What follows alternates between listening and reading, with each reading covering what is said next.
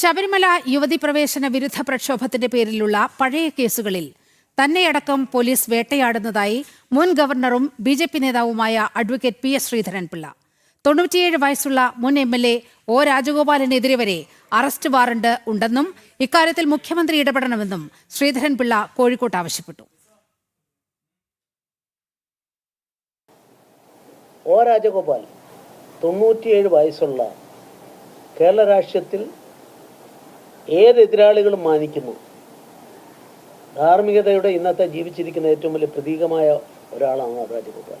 അദ്ദേഹത്തിനെതിരെ ഇപ്പം ഞാൻ വന്ന് ഗവർണർ സ്ഥാനം കഴിഞ്ഞാൽ എന്നെപ്പറ്റിയുള്ള കേസുകളെല്ലാം, ശബരിമല കേസുകളെല്ലാം വീണ്ടും കോടതികൾ വരും എന്നറിയാവുന്നതുകൊണ്ട് ഞാനതൊക്കെ പഠിക്കാൻ ശ്രമിച്ചു.